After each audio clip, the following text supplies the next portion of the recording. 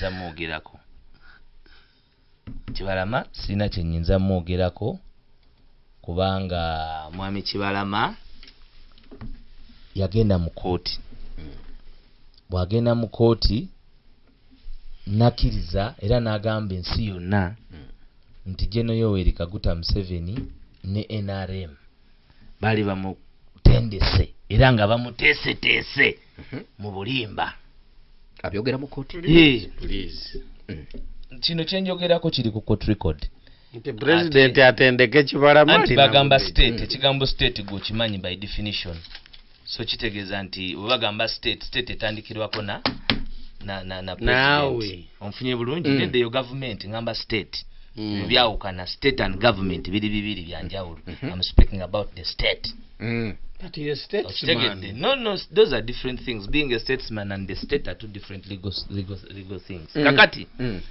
omuntu eyakera ku macha najja nagamba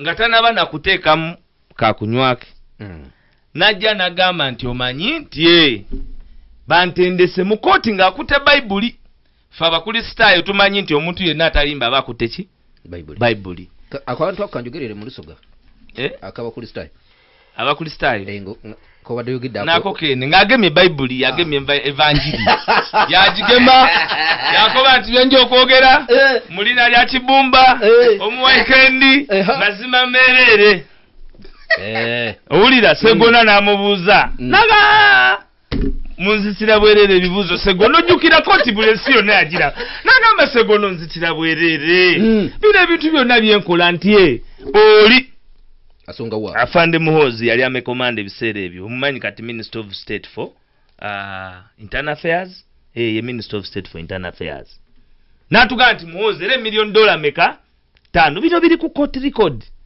n'agamba nti ye ne Muhoozi yavaayo n'akyogerako ku UBC oyinza okuba ayitogoberera kuba kati abakuwuliriza be bajjukira be tujjukiza kuba tojjukira nti mwalimu $5 million bwe tozijjukira nga Kibalama zibanja $1 million 5 tozijjukira lwakuba bannayuganda beerabirira kyova olaba opportunities zino zituyamba okujjukiza ki abantu ekyokubiri muganda wange agenze n'agamba nti ensonga ya Kibalama ekyaliwo kubanga omusango bagudisimisinga ku technicalities kyo kimazemu amaanyi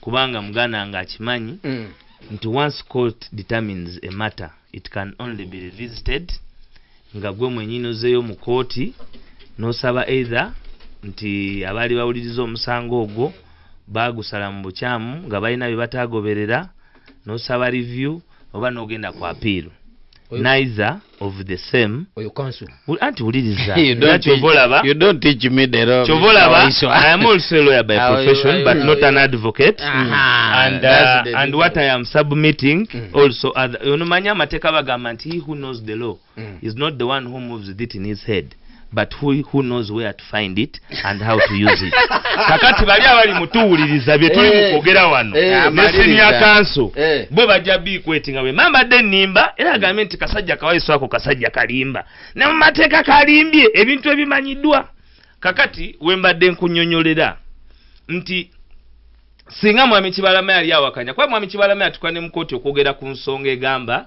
nti ye nga Kibalama yali board Omulamuzi Justice Sekana yali very exact nga defining the legal entity and existentiality of National Unity Platform. In fact, Kibalama bamu advising nti yali ina kuba nga atwalibwa na luzira because their arguments in court were nti NUP yali tebawadde space. NUP yali teba involving them before. NUP yali bali bored at home about NUP. Na ye Constitution ya National Unity Platform tekolera mu memorandum ate memorandum yandibadde bagifiling era nayo nga bagifiling mu Electoral Commission. There is no such document that after 2.5 years leadership will change ate the delegates conference will be recalled. Tell your lawyer ate bino byakola kyo so compulirize tell you said you are a lawyer. Why are you talking like that? You are not listening. Are you listening? You said you were a lawyer. But are you listening? You're not listening. What am I saying? You are saying that the party cannot sit again to determine. Because you're not listening. Let me listen. Let me say. You're not. Sharply. No, you're not. I am trained to listen. Now you listen again and I finish because I'm submitting. Mislead the public. No, it is you who wants to mislead the public. It's not a contest of shouting. No, because you're interrupting. If you have a point, you are interrupting, my brother. You're interrupting, and when you interrupt, I'll reply. I am not the type that is bogged down. I'm not. So kyekugamba bwe bamalanga bavudde mu kooti ng'amaze okwogera ebyo byonna nga matte determined tiyagenda ku appeal tiyasaba review onfunye bulungi so kooti paka ng'ekomyewo n'ewa ruling endala the status quo of NUP remains. Ekyokubiri awali certified leadership kuba ne weba delegates conference for example no shogo ogikubiriza teri ayinza ate kujja ku mateeka naganta agiwaddemu amateeka gwogikola ki gwogikubiriza essaawa zino obukulembeze bwa National Unity Platform buli mu mikono gyaffe under the presidency of Robert Kyagulanyi Ssentamu kubanga kampani nebwobanga gwogitandise nekuva mikono kasito wayo leadership ate tosakeera ku makya nti ze yali secretary general ngawe nali secretary general kati nkomyewo so omuntu yenna bino byolaba era bye byateekebwateekebwa essaawa zino tulina akalulu akagenda mu maaso akabakyala buli NUP bwevaayo okumobilizinga kunga NUP kunga buli bwe tuvaayo okumobilizinga baleetawo propaganda adestabilizinga mobilization onfunye bulungi kakati show yonna yagenda okwogera ompise kutuula kuwulira bwana Waiswa nina akantu kenjagalwa okuyisawo nga tonna bakuvaawo bwana Kama Waiswa alina kyalimbye ku byayogedde ekisookera ddala mwami Waiswa ali kulimba nti omusango kooti yawulira obujulizi negusala the only determination which Justice Sekana made I can download the ruling here ansomera andaga obujulizi yagamba nti no matter I have upheld the preliminary objection nti mateno yaletebwa wabweru emyezi 3 so judicial review yo tesobola kubeerawo omusango mu mateeka bwe bagusala on a preliminary point it is not a bar under the doctrine of res judicata tewali kigutangira kolaki kuddawo subject to the law of limitation tuliwamu that is the first argument nti omusango it was not determined on merit whereas bawulira omusango after Justice Sekana upholding the preliminary objection against this point alone disposes of the matter. I will not go into the merits. You get the point. Let me complete. Let me ask. Let me ask. When you were talking, I was quiet. When you ask after I have completed, don't take heart, don't panic. They have asked me the question. You get the point. Now, what is constant is that Kibalama owned NUP. That it was overbought from him, overgrabbed from him, that is for another day. You understand? The question is, can Kibalama bring another claim against NUP over yes, because the doctrine of res judicata does not apply to the decision of Justice Sekana. Doctrine of res judicata under section 7 is the doctrine which prohibits hearing of a matter, the hearing of the same matter afresh on the same issues and between the same parties. Ochiwulira. That is one. Ochifuna bulungi. Ekisookera ddala Waiswa kyaba yeetegekere nti eyo pate Kibalama eka yawaba naye other members can also now institute a suit etali judicial review ku nsonga ki ku nsonga eyo yennyini nti ekibiina kyabwe it was wrongly grabbed n'enkiiko tezituula ngono kyagambye bw'osoma Political Parties and Other Organizations Act section 10 ega nti political parties zirina okutuula. You get the point. Before elections, the Batura executive, SEC, National Executive Committee, Netura, Neronda Bupia, abakulembeze okitegeera kati awo wetuulirawo towards 2026 Kibalama kanika era n'agamba nti nange munonde kuki ku bukulembeze as a promoter, the first founder. Remember nti Nupunga tenaba kutwala kibiina kino ajanga promoter naye singa nanyi linda Nupunga tenaba kutwala kibiina kino oli kumpulira mwami Kayongo it was already registered what party, a registered party and njagala nzigulewo political parties and other organizations act webaga nti you can buy a political party from a person and own it. You get the point. If we go into legal gymnastics there is no such provision. You understand? So if you follow a wrong procedure ngobado lina kuwaba a normal suit, you get the point. Ochitegera funa bulungi naye no waba by judicial review ng'emyezi esatu kasooka pate ebeera formed zaggwako.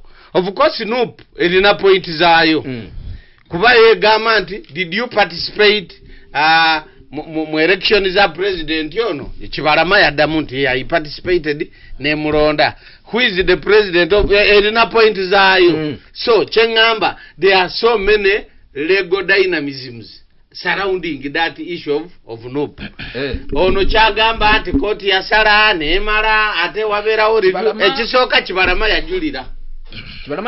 yajulira naye okusinzira ku yajulira apiru ye tesobola kuyitamu. That is no lwaki lwakuba koti yasazeewo ku nsonga yennyini eyo court of appeal ngega nti 3 months rule is mandatory. Ekyo Kibalama yali takimanyi ekiriwo ate Kibalama looya bali balooya be banzije katono kutambuza of Africa Radio 107.9 ekule eryo omuntu wabuljo kaso kamba njagala umalirize ekyo kimu. Ensonga ey'okubiri gye njagala okwogererako ddala nti mukama wange ono ensonga ya Kibalama si ya kukwasiza mpiso bijanjalo si ya munino eyinza okumala ng'ekubye NUP entege. You get the point. So the earlier they sort it out.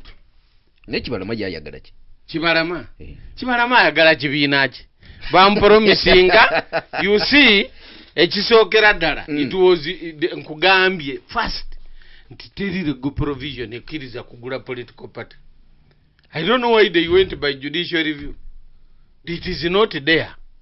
You understand? You only by NUP kyeyanokola was to join a party ya Kibalama bagule cards. Then bagende mu delegates conference. You get the point. Eberamu ba member ba NEC baberenga bakola ki beronda. That said okitegeera kyevude nkugamba nti NUP has two faces. As it first began as an association, but now nefuka party. How it became a party is now an issue in contention. You get the point. Kibalama kyayagala yakimanyi. Nze njogera the legal aspect surrounding that issue. You get the point. Byayagala oba alekera Kyagulanyi oba abalwana naye is none of my business. You get the point.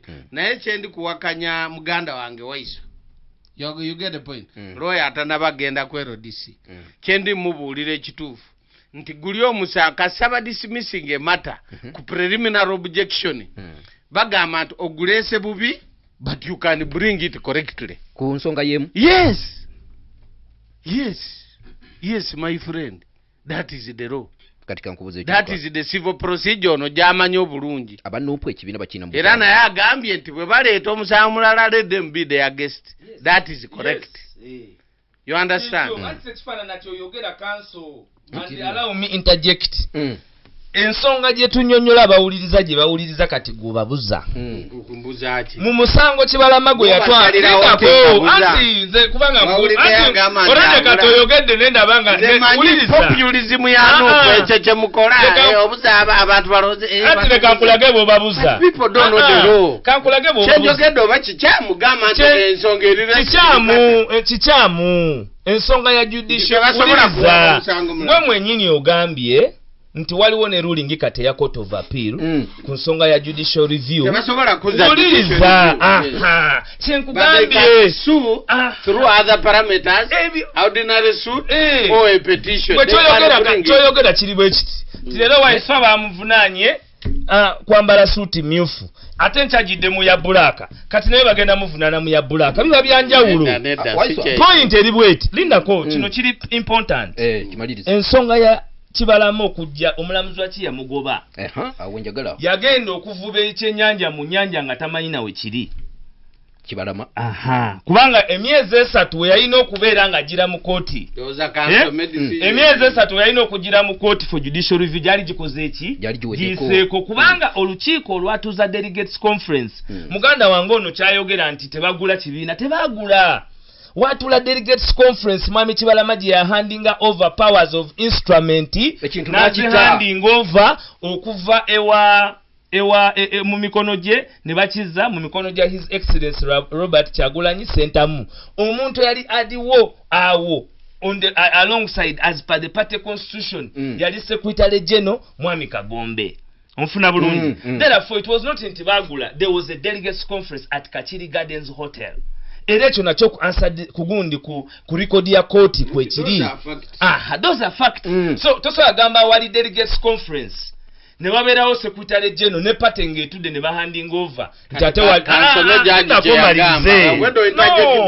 no my brother lindako malirize kubanga oyogedde ebbanga lyonna nga mpuliriza ate ndi mukuddamu by'oyogedde eyo ruling bannayuganda osobola bagamba ne bakisanga ku line ne bagisoma we are with an exposed generation kakati omulamuzi sekana justice sekana bw'amala okuwa ruling kwogwo omusango ng'agamba bano nti tebayina n'obujulizi bwe bayina bwennyini kubanga twatukane ku level wuliriza twatukane ku level ebuuza n'ayogera nti ali board mu kibiina kuba bye bamusuubiza ebintu bingi takoze eki tabifunye kakati oyo ye muntu era njagala okukanya ne council nti political parties are not governed as individuals nga boyogedde ku totalitarianism kyobola abagwe buli boyogera ku linnya Kibalama nti founder ate ekirala Kibalama akkirizibwa mu mateeka g'NUP kino njagala nkikugambe wano kuba mpulidde kibumbadde ngambira nti obuza akkirizibwa okwesimbawo in the next delegates conference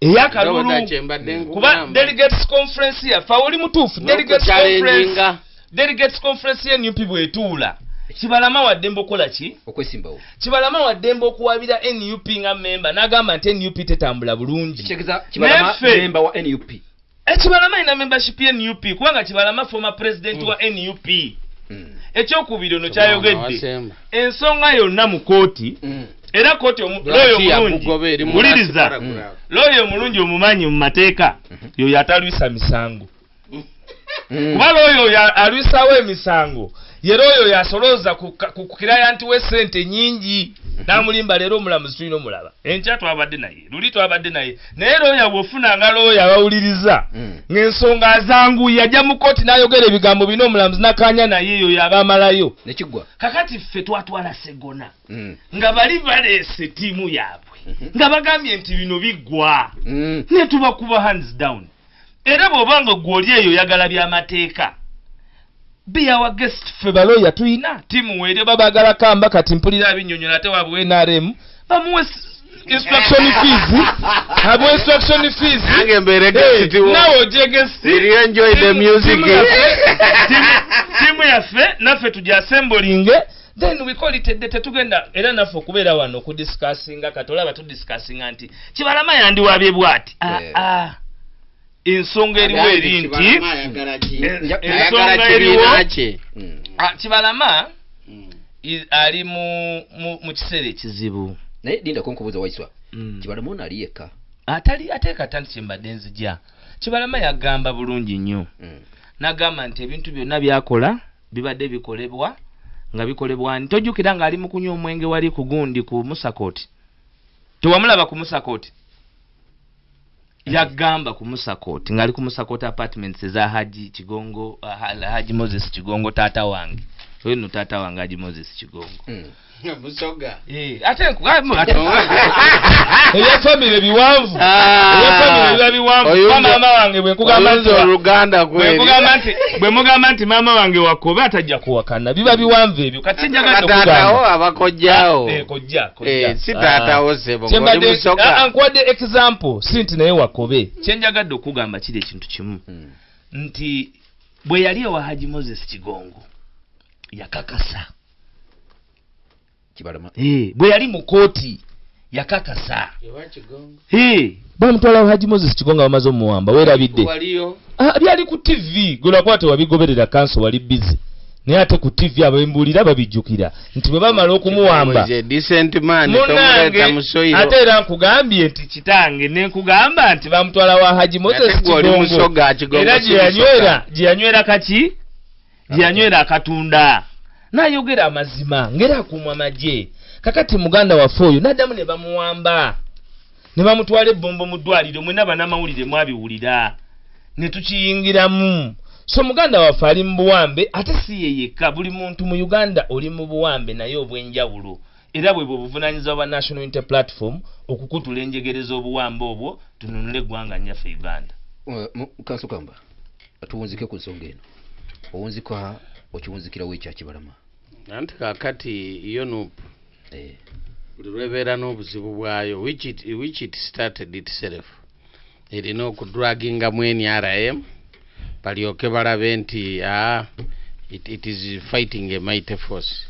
Because if NRM was involved in the fight, no mukuru ono akimanyi nti sirowooza nti nupu yandisuzeewo even for one day.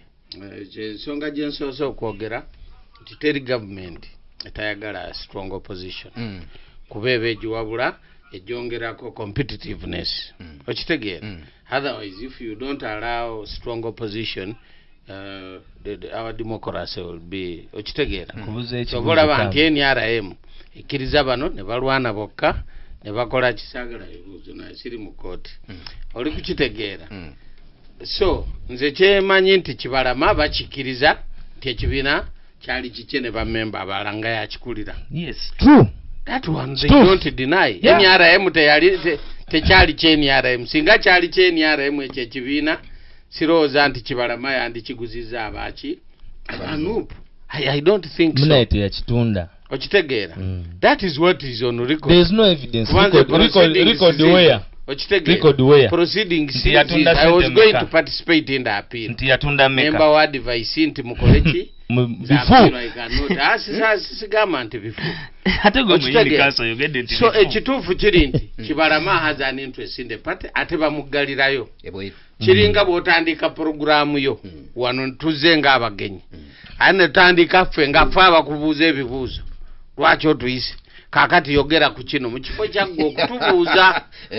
Oli okifuna. That is what Kibalama is saying. Aligamba nti mwali muganti mugenda tuwe ebifo. You get the point. Secondly, bannange benana mu kibiina banzita bagamba ekibiina nakigaba mu bukyamu. So today mu delegates conference lwaki tababulira mazima nti kiki nti yakigama mu butuufu nti yakigama mu ate baliwo mu butuufu buliwa eyo ojja kutuza tulaba bayakigama mu butuufu obanene how it came alinda tutukanira wano mateeka genda mu kooti olubyapo Kibalama tusange ne timu yaffe ne basivo tubeere sivo oyogedde byoyagala kamba ngansirise wano naye olw'okuba nti omaye nti mayetanga is acidic buli lwentandika okugamba kakkana nga bwenzi kakkanye programu egende mu maaso ekyo akikiriza nti ekibiina bakibalama be bakitandika ne gurupu ye era akikiriza nti nupu teyalina kibiina simanyi oba yagula oba yeeyungako I am not certain naye erina engeri gye yakifunamu very correct you get the point so ezo dynamics agreement bw'oyogera ku Kibalama teboogera ku ndagaano gye baakola oba yali yamumwa oba yali ya sign language tebakyogerako you get the point so now that is a simple matter ekyo Kibalama yajja okumanya how they will end You understand? But it is not a soft issue. Ngaboga, let them bring their. Okay. It is not only that matter. Tesobola kumalibwawo na mateeka gokka. Gwedinda delegates conference yeddako. Kanzije katono. Kale ba. Okutandikira ku nguudo z'ekibuga Kampala na buli kanyumiro kansi yonna okuva ku nsonga z'eggwanga. Era kyankoze bulungi nemba nga nze ndi otasoboka. Era badde muleka nga asijja kumuleka. Nze musobola. No, ayinza obuzaabuza ensi. Bagiyita Pearl of Africa Radio. Ekyebuuzibwa Waiswa. Bino byonna bigenda maaso bikosa ekibiina tebikikosa. One, ekituufu ekibiina kyaffe balwana nnyo abantu okubanga for example abantu bangi tebakyegattako nga tuli mu kooti kubanga buli muntu yali tali sure kuteekayo majiige abantu mulimu mu Uganda abantu abatayinza kukola risk. Ekyokubiri General Museveni ne ttiimu ye obuvunaanyizibwa bwe beewa mu mitima gyabwe bwe bw'okumalamu essuubi bannayuganda. Kyova olaba ekibuuzo naye muganda wange Waiswa kimale nze ekibuuzo nze ansa yange nti abagimakinga nabagamba taba gwe ndi ne mu studio aba oli awuliriza. Kakati abantu baffe buli bwe bawuliriza abantu ab'enjawulo nga banafuya okubeerawo kw'ekibiina kyamazima abamu amaanyi gabagwamu. Era abamu bakuweereza message nagamba eri oluusi lw'ofuna message ng'omuntu agikuweereza tomusuubira gikola ki? Gikuweereza nga gamba ate bino. Kakati awo ye General Museveni aba awangudde kubanga ye kyayagala kwe kuba nti obukulembeze buli associated ne anchoring ideology eyatu anchoringa ey'amaanyi g'abantu. Kubaffe okubeerawo nti tusobola okujja ne tubulira abantu amazima agakaawe nnyo mu programu nga namwatulira NRM ya Mass Party netugenda netubyogerera ewalala munaye Mass Party ne olaba abadde balina nonya people power bantu bennyini beenunula gozaki tebalese mugezi we NRM ne baleeta kansu toyirawo banoonya asobola okunyinga nga waliwo unakimanyi nagaa ni mugumu kamba oyajja mukwanganga. Kakati ekibiina kyaffe abantu balwana nnyo okulaba nti bakinafuya batandika nakunafuya ffe abakikulembeza ne batuyita buli mannya ge baagala abayaga abaki ne bagamba waliwo n'endowooza nti tetusobola nakutwa kurunninga for an election tetusobola kuba campaign era ne baleeta campaign eri very expensive ng'erimu tiyagaasi erimu amasasi erimu okutemula erimu etabangawo naye wakati mu kutemula mu tear gas mu buli kimu twa withholding n'okufiirwa abantu 54 ne tu withholding ground era bonna baali banupu bannayuganda nze bwe mba njogera wano soogerera nupu yokka nze njogerera bonna abantu abanyigirizibwa kuba umbrella eyaweebwa obuvunaanyizibwa bw'essuubi lya Uganda ye National Unity Platform. Ate gwe mwenyini oyogedde nti tebazibawa kakati simanyi ani tajja kumala kubuze wayogedde kyekyo yogera position gy'ayina kakati NUP kyenjagala okwongera okutaanya mu delegates conference ye Kakiri mwami Kibalama bw'aba ayagala okuddamu okwesimbawo waddembe ng'emyaka 5 gikoze eki giyiseeko era waddembe kasitoba ng'oli wa National Unity Platform ng'olina kaadi gyenkakasa bulungi nti akola ki wuliriza nti agirina nti akola ki nti agirina olina okuwaaba ebinava mu delegates conference eyo era asobola okuwaaba ebivudde mu delegates conference eyo looya weebale nnyo okutaanya nsonga ezo kakati bino ebiriwo kati ali mutakirambula asanga kidaala anti eno programu gwe mugenyi ne programu yaffe kakati takirambula asanga kidaala oyinza okubeera fedde eyo waliyo omuwala saagala kwogera kuba ali very popular muwala mweru bwati yalina omulenzi amwagala ng'amwagala nnyo yamwetololangako aye embwa nga dimuziyiza okujja okukola omuwala ekigambo embwa nga dibwegola daabwegakati embwa dino kakati lumu omusaadde atunda emboige ogidde embwoige bugi aba batambuza embwege ng'omuwala amutwaliranga kujja kulo omuwala ng'awomera obuugi omugagga teyakomawo nga waliwo bidaala ng'ekintu kiwedde ng'ekiwala baakitutte dda ate nga kwolwo yali yeetegese nga n'obwoba yekoze eki kakati Kibalama ekiwala twakitwala dda taakirambula asanga kidaala ende wakamba kanso Yes. tukozese endowooza eddakiika nga 2 ebintu bino bigenda maaso mu NUP bigikosa tebigikosa one nze mu ndabe yange ebintu bino bidemonstrating the lack of cohesion kuba omukulembeze bwaga nti muzeeyo sente naye nga bonna tebakkirizaganya na instruction gy'aba awadde ekyo kibeera ekirala kyenyinza okuwabula nti nuupu kati olusozi eyolekedde olusozi gambalagadde to orient its members ebasomesa ideology yaayo kyebayita ideological orientation nti ffe tubeera bwe tuti bwe tugenda you get the point without you get the point without chovola nti bwotandika ekintu nga tokizimbye mwennyini taafaali ku taafaali wuuno nkibase ku Kibalama wuuno nkitutewa bwe bibeera naye bwe mubeera na ideological background nti ideology ya nuupu yiino you don't need to be reminded you don't need to be shouted at return don't return if it happened that is Cataract Peribat. I know where I will be going. You get the point. Echo ensonge mwe kirala kiraze nti nobody is free from greed. You get the point. Bana abeita saints, you understand? You get the point. It could be worse. Bwakasene bakagirako ezo sente zitute oranya zizimba eddwaliro zizimba ki atebo. You get the point. So what should the public abantu kati they are going to get confused. Abantu webati bava mu besije. You get the point. Ngenjiri jakuba balabanga it is inconsistent with the actions. You understand? Ekyo si kituufu. Oli kitegeera. You understand? Kigambo kyogedde ku besije si kituufu. Kubanze ndi nkusinga emyaka. Kigambo kyogedde ku besije si kituufu. Nkugaye bwa balowooza.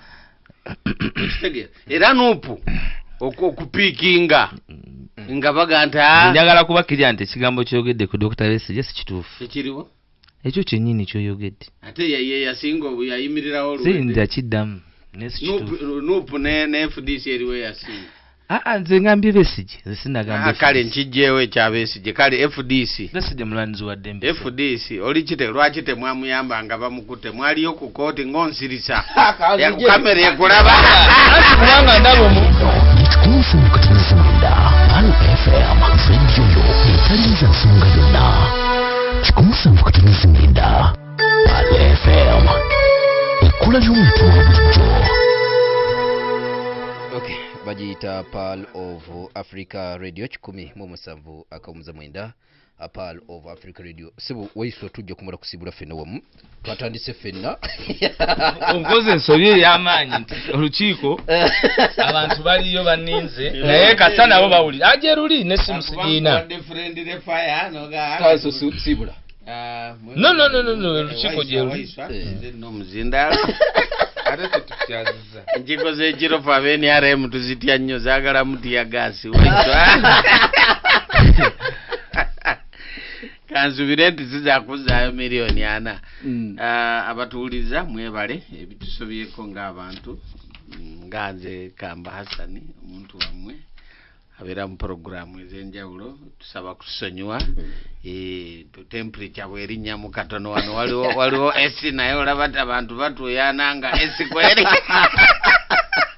ng'omanya nti debate ebaherefe ate kiba kirungi era ne tudebatinga nga tuwa respect era nebaza muganda wange Waiswa ku lwa bawuliriza baffe ne ku lwa Palo FM ne ku lwange twebale kukuuma nga tuwa respect is a very good debater debating akuwa respect naye nga ensonga yagigusa fena togukakiira nawadde agambye nti muzeeyi kigongo kitaawa ate kigongo muganda tujja kinoonyerezaako oba munuupu aliyo bubeezi kige kale ekyo kanjireke tulina bataata bangi mu kibuga mutabanyi wa kigongo ono kanjireke mwebale nnyo kutuwuliriza. Webale nnyo mwami Kayongo. Ntumirako mwanyinaze Fatuma Hudu mutabanyi wange wa Amerikamba mujjeyo ku ssomero mulese mmotoka. Baganda bange abasiramu bebuwate mwena Imamu Lwanga mwebale kutega pala abo tebavaako day in day out. Mwebale nnyo mwebale redda toyanzege muna mateeka asadekamba Waiswa sibuli gwanga tugende abatuwuliriza n'abatulaba njagala okubasiibula okuwanga yakadde ne mujja tuwuliziganye baninze kamokya nzija program namwe mugiwulidde badde siyinza kugireka kugenda mwekyo ngenda aleme esindise ow'ebyamateeka waabwe okwogera ebyamateeka bya wano naye njagala okwongera okubabulira nti byonna ebintu ebisinga okukolebwa abantu bonna bye bakola mu nsi babikola olw'obwo obuvunaanyizibwa bwe baba bamanyi nti balina okukola naye teri kyoyinza kufunamu nga tolemeddeeko. Tewali kiyinza kujja ku gloves ziri awo olaba ne oba olina mukyala gw'oyagala owaddala olina okulemerako n'okakasa nti kati ogwofunye teri mu nsi kyoyinza kufuna nga tutadde mu maanyi. Bannayuganda tulina okusigala nga tuli babumu ng'era tuli wamu naddala mu nsonga y'enkyukakyuka n'okwetawuluzaako nakyemalira. Emboozi nyingi gy'ateekawo okusobola okutujja ku mulamwa gw'okulumba ye naye njagala okukakasa bannayuganda fokasi yaffe yonna